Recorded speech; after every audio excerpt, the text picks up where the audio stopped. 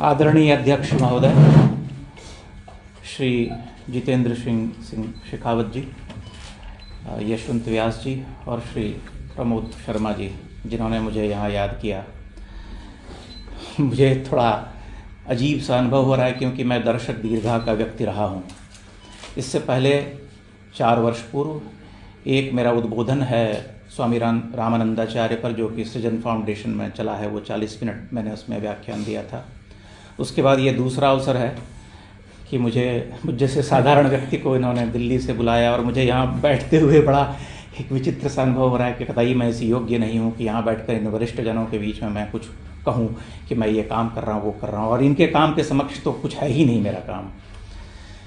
ये लगभग 9.5-10 महीने पुरानी घटना है, जब एक दिन मैं मार्च के अंत में अपने जीवन की आंतरिक मुठभेड़ से व्यथित होकर के निकल पड़ा और झांसी चला गया। झांसी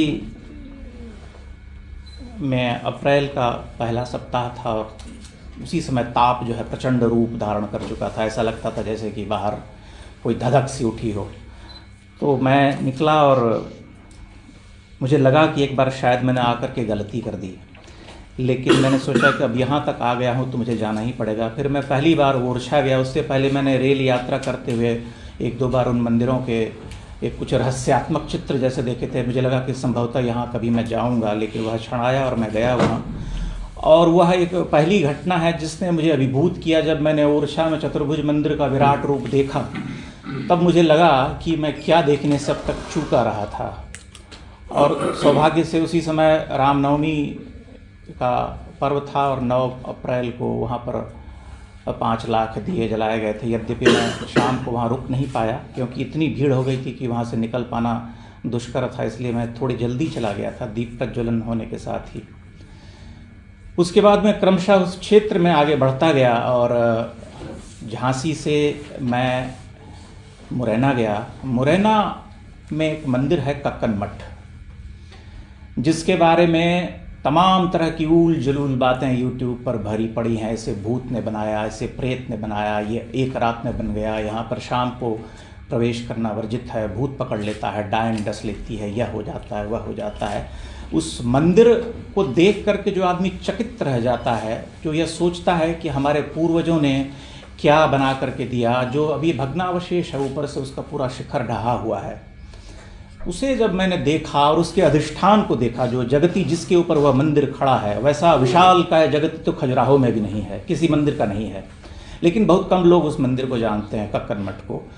कक्कन मठ को बनवाया था कच्छप घात वंश के एक राजा थे, कीर्तिराज। कच्छप घात वंश जो है वो कतिपय बहुत कम लोगों के द्वारा ज्ञात है, जो कि 11वीं शताब्दी से मतलब 10वीं शताब्दी के उत्तरार्ध से 1250 AD के बीच में ग्वालियर और इस पूरे क्षेत्र में शिवपुरी और यहाँ वहाँ जो है उनका शासन था। और उन्होंने कुछ अत्यंत ही महत्वपूर्ण और विराट मंदिरों का निर्माण करवाया था। जैसे ग्वालियर में जब आप किले में जाते हैं तो वहाँ पर एक सहस्त्रबाहु मंदिर है, जिसे सास बहू कहते हैं। मूलतः वह शायद वह सास बहू ही है, क्योंकि सास बहू, जेठानी, देवरानी, इस तरह से जो पश्चिमी भारत और मध्य भारत का क्षेत्र है, राजस्थान में बहुत सारे मंदिर हैं, मैंने सुना है। उस मंदिर में सिर्फ उसका मंडप बचा है, मूल मुखमंडप, महामंडप, अंतराल और गर्भगृह का एक हिस्सा। जो शिखर जो था वह तो ढह चुका है, कंप्लीटली ढहा दिया गया उसको। कुतुबुद्दीन ऐबक ने तोड़ा, इल्तुतमिश ने तोड़ा, उसके बाद बलबन ने, फिर जब जिसको मौका लगा तो बार बार तोड़ते रहे, तो पूरी तरह से शिखर वो ध्वस्त ही हो गया। लेकिन उसका जब आप मंडप देखेंगे और उसके अलंकरण को देखेंगे तो आप मतलब कुछ देर तक असहज रह जाएंगे। लेकिन इन सभी क्षेत्रों में घूमते हुए जो कचोट मुझे हुई हमेशा, जब भी मैं जाता था तो वहाँ लोग पर्यटक आते थे। जो एक सेंस ऑफ जो बिलोंगिंगनेस जो होता है, एक हमारी ये धरोहर है, ऐसी विलक्षण कृति है, उसको देख करके जो भीतर जो एक ठहराव, जो आत्मानुभूति होनी चाहिए, वह थी ही नहीं।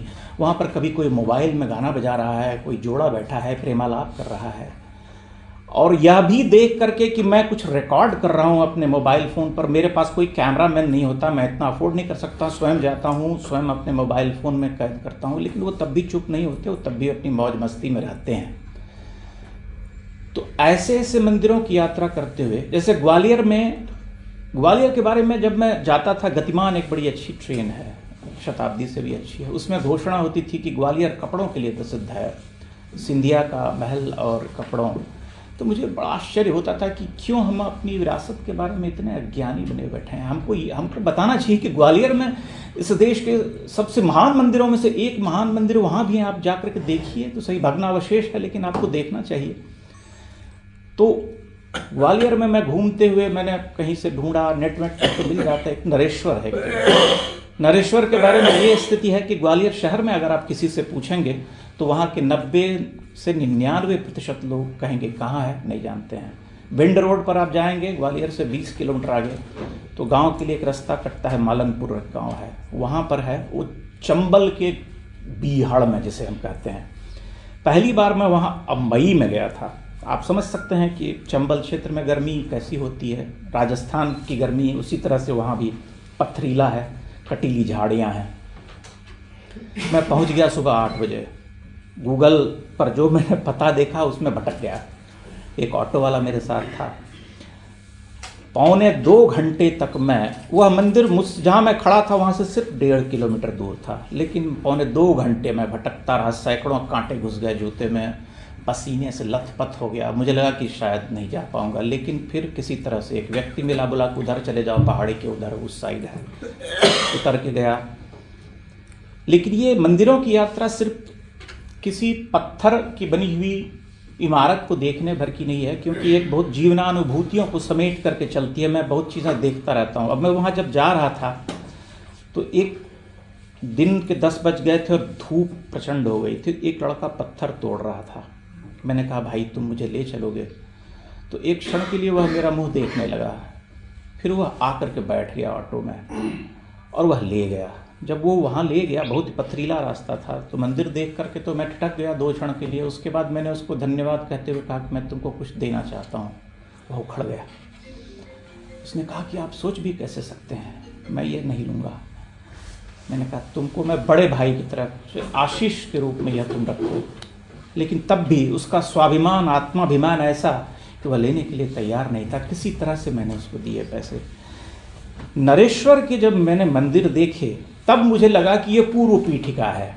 वह मंदिर एकदम जंगल के बीच में, जैसे लगता है कि कोई अतीन्द्रिय लोक हो देवता का, जिसके बारे में बहुत कम लोग जानते हैं।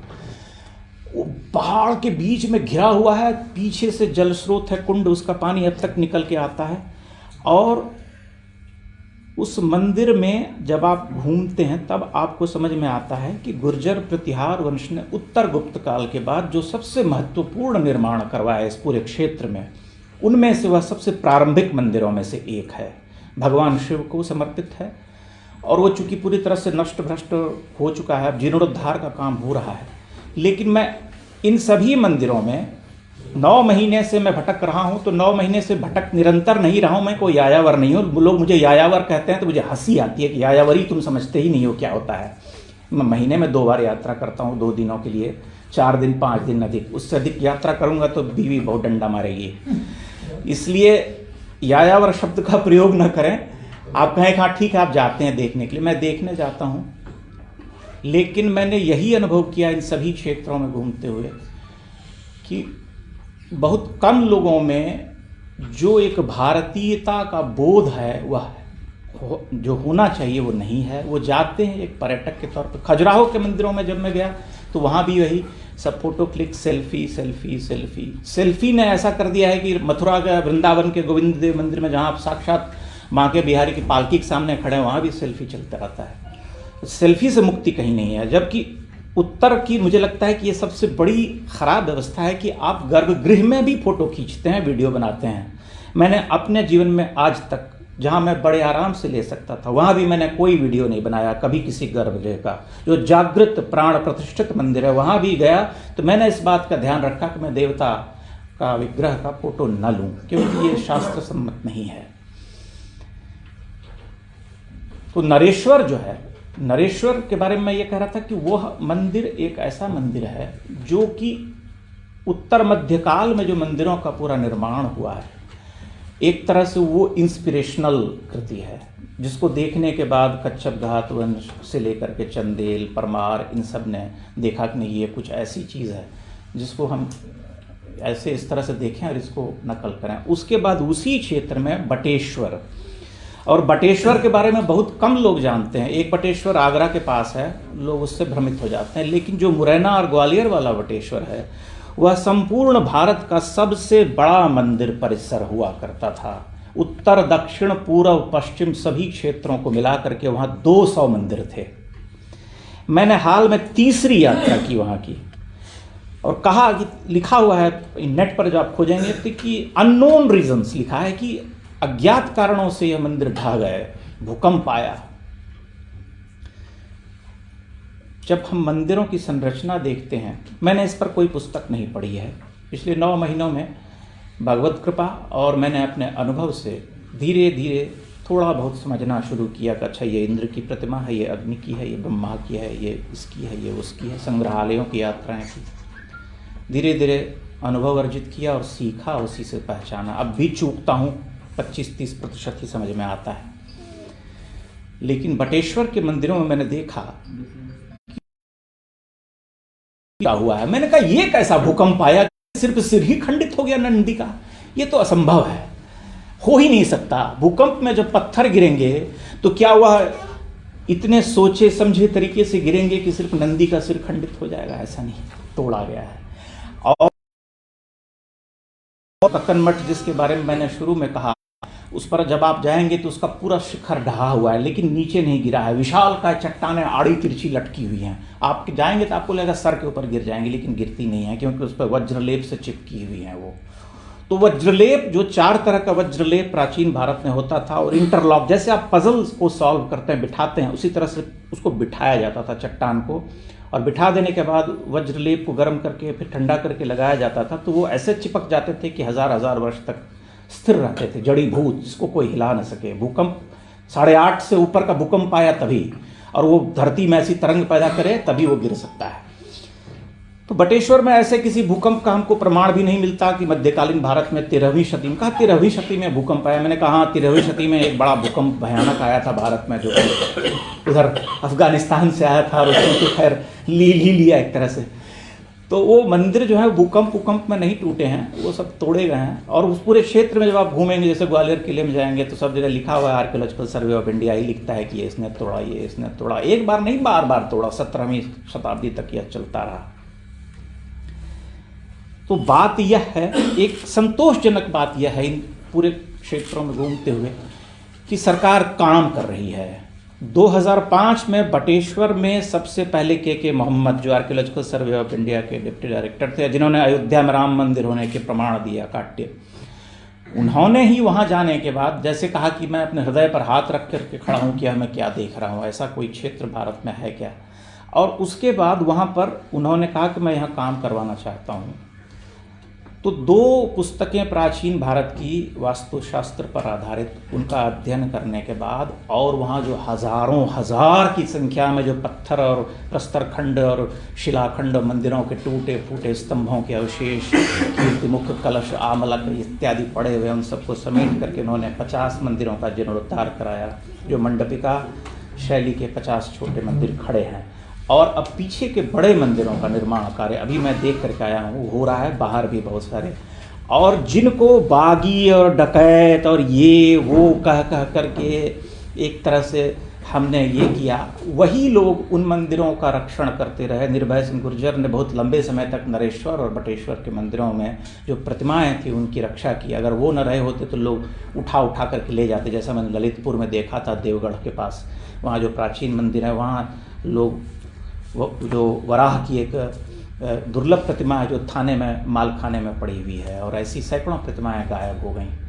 लेकिन काम हो रहा है। और महोबा में जो सूर्य मंदिर है, उसमें भी इस वर्ष जो है दीपावली मनाई गई थी, और योगी आदित्यनाथ ने संभवतः कुछ फंड भी दिया है उनके जीर्णोद्धार के लिए। महोबा का सूर्य मंदिर जो है वो कोणार्क के सूर्य मंदिर से 400 वर्ष पहले बन गया था, और आप जब उसका स्ट्रक्चर देखेंगे तो आपको लगेगा कि संभवतः कोणार्क के मंदिर की प्रेरणा इसी मंदिर को देखने के बाद ली गई होगी। अद्भुत मंदिर है।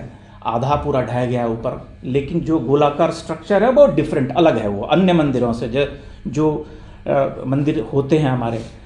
और इन यात्राओं के दौरान मैं एक वास्तुविद से मिला ग्वालियर में, जिन्होंने मुझे कहा, बड़े विद्वान वास्तुविद हैं, बहुत अध्ययन किया है। उन्होंने कहा कि ये जो मंदिर आप देखते हैं इस क्षेत्र में, नागर शैली के मंदिर, यही भारत के श्रेष्ठ मंदिर हुआ करते थे, सबसे ग्रेटेस्ट टेम्पल्स, जिसको हम कहते हैं, जो पूरे आप यहाँ से लेकर के, राजस्थान से लेकर के मध्य प्रदेश में पूरा जो फैला हुआ है विदिशा तक। विदिशा के अधिकांश मंदिरों को तो नष्ट ही कर दिया गया, तो पूरी तरह से ध्वस्त हो चुके हैं। तो वहाँ पर एक बीज मंडल है जिसके बारे में ये कहता है कि वो इब्न बतूता या किसी ने कहा था कि 300 फुट ऊंचा उसका शिखर था, जो कि 100 किलोमीटर दूर से दिखाई देता था उसका शिखर। तो ऐसे ऐसे विराट मंदिर थे। खजुराहो के कुछ मंदिर सुरक्षित रह गए, क्योंकि वहाँ पर बोलते हैं कि बड़े बड़े वृक्ष हुआ करते थे उस समय, और उसमें ढके रह गए, इस वजह से वो बच गए, जो कंदरिया महादेव और लक्ष्मण मंदिर और वो सब हम देखते हैं। मेरा ये है कि मैंने इन यात्राओं के दौरान इन मंदिरों को देखा, और जो उपेक्षा जो है इस क्षेत्र के लोगों को भी नहीं पता है। और दूर, जैसे ग्वालियर मैं यात्रा ट्रेन में करता हूँ तो टटोलता रहता हूँ लोगों को, उस क्षेत्र में मैंने अधिकांश लोगों को देखा कि नहीं जानते हैं। 64 योगिनी इतना अद्भुत मंदिर है वहीं पर बटेश्वर के पास, उसके बारे में भी लोगों को नहीं ज्ञात है। 64 योगिनी एक वहाँ है और एक दूसरा जबलपुर में है, जो कि एक विशालकाय गोलाकार मंदिर है, और बोलते हैं कि संसद जो है उसी की अनुकृति है, आधुनिक संसद। लेकिन ये एक सुखद बात है कि इन सभी क्षेत्रों में जीर्णोद्धार का काम हो रहा है, और कम से कम पर्यटकों को लुभाने के लिए आगे पीछे सौंदर्यीकरण, ताकि लोग ये न समझें कि पूरी तरह से खंडहर ही है। मैं व्यक्तिगत तौर पर इन्हें भग्नावशेष कहने में मैं बहुत ही दुख का अनुभव करता हूँ, क्योंकि अभी भी जब आप वहाँ पर कोई सहृदय मनुष्य जो भारतीय है वहाँ जाएगा तो कुछ क्षण के लिए करुणा विगलित हो जाएगा, और उसकी दृष्टि जो है ठहर जाएगी कि हम क्या देख रहे हैं, ठिठक जाएगी, लिटरली जिसको कहते हैं। मेरा ये है उद्देश्य कि हाँ, सरकार की दृष्टि पड़े और इन सभी क्षेत्रों में इन मंदिरों के जीर्णोद्धार के लिए वो सतत कार्य करें, ताकि Bharat, the wonder that was India जिसे हम कहते हैं सही अर्थों में, उससे सच्चे अर्थों में लोग परिचित हो सकें और जान सकें कि यही असली हेरिटेज है। और ये मंदिर, जिसको कि एक समय में ब्रह्मपुरम या महाघटिका कहा जाता था, जहाँ पर कि न सिर्फ पूजा पाठ बल्कि जीवन के जो पूरा दैनंदिनी है, सब कुछ वहीं से कंट्रोल होता था। शिक्षा, दीक्षा, संस्कार, रोजगार से लेकर के सारा कुछ, दर्शन, अध्यात्म, सबका चिंतन, सब कुछ होता था। वह तो नहीं संभव है, लेकिन हम कम से कम एक वैभव के रूप में उसको प्रेजेंटेबल तरीके से रूप में देख सकें कि भाई क्या है ये, कैसा था, कैसा अद्भुत था। अगर वह हो सके, उस दिशा में काम तो हो रहा है, तो मैं समझूंगा कि मेरी यात्रा जो है सार्थक हुई। और मैं अपने स्तर पर YouTube पर उनको डालता हूं, और यात्रा वृत्तांत लिखता रहता हूं निरंतर, जिसे मैं पुस्तक रूप में लाऊंगा निकट भविष्य में। लेकिन उसको देखने वाले लोग YouTube पर बहुत कम हैं, क्योंकि YouTube पर लोग मसाला खोजते हैं। लिख दूं मैं कि ये देखिए एलियन ने बनाया था ये स्टैचू, यहाँ इसके हाथ में कंप्यूटर है, इस मंदिर में देवता के हाथ में देखिए मोबाइल फ़ोन चला रहा है, सैमसंग का आईफोन लेकर के 1000 साल पहले बैठा है, तो लोग 50 तुरंत आ जाएंगे देखने के लिए। झूठ, सनसनीखेज, ये दृष्टि जो खराब हुई है भारतीय समाज की, ये दुखद है। आपको इतिहास को वैसे ही देखना चाहिए जो था। तो मेरा ये है, लेकिन वह तो समय के साथ आएगा, चूँकि सब कुछ नष्ट भ्रष्ट कर दिया, जिस सोसाइटी का पूरा विश्वास जिसका कहते हैं वह हरण हो गया, तो वह वापस इतनी जल्दी नहीं आता है, लेकिन आएगा धीरे धीरे, मैं आश्वस्त हूँ। और मैं धीरे धीरे इस पूरे क्षेत्र को भ्रमण करने के बाद मैं राजस्थान आऊँगा, और संभवतः इस वर्ष होगा कभी न कभी, और फिर मैं इस पूरे क्षेत्र में घूमूंगा। और जहाँ तक संभव है, मेरी ये इच्छा है कि मैं संपूर्ण भारत को देखूं। मेरे मन में आज तक कभी कोई अभिलाषा नहीं जाएगी कि मैं इंग्लैंड जाऊं, अमेरिका जाऊं, never. I have never dreamed actually, मैंने कभी सपना भी नहीं देखा उसका, सत्य कहता हूँ। मैं इस देश को देखना चाहता हूँ, मेरा जो जीवन बचा है आगे वही देखना चाहता हूँ, और वही मेरा अनुभव है, वही लेखन मैं करूँगा। बहुत बहुत धन्यवाद, प्रणाम।